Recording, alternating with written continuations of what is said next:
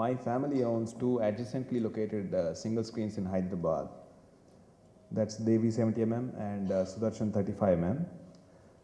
Both are around 1400 seater theaters each. That's decently big actually. Together they are around 2800 seaters adjacently located. Well, with no bias and with a rational thought process, I think from a cinegoer's point of view, the actual customer's point of view, I feel there is no difference between a single screen and a multiplex.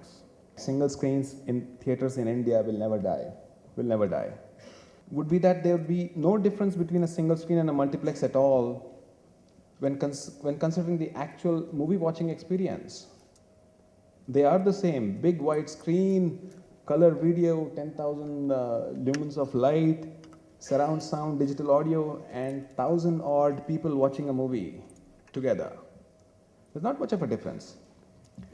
Well, considering one point of view, yes, there is one difference. The difference is about more screens at the same place. Online ticketing of all theaters in any city will soon get into a customer's handheld device. Thousands of other things gonna happen on the mobile, right? The ticketing will also start happening on the mobile.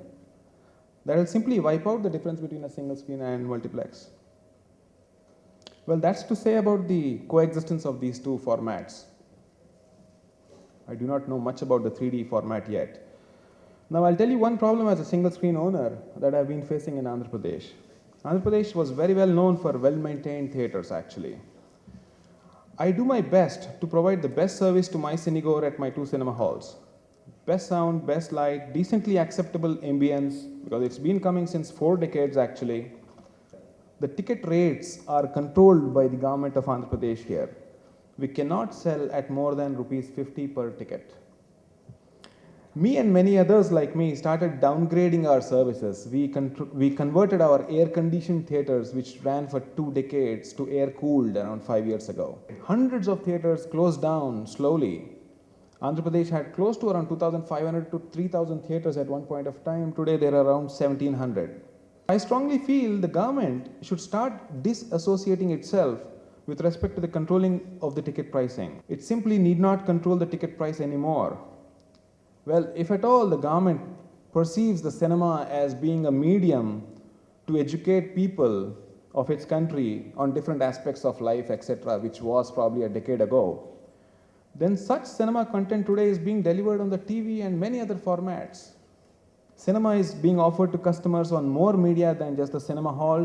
Today, unlike a decade ago, cinema and cinema theater are two different things. Very prominent multiplex, Prasad IMAX, was charging, probably four years ago, it was charging rupees 60, when the single screens were charging 50 or 35.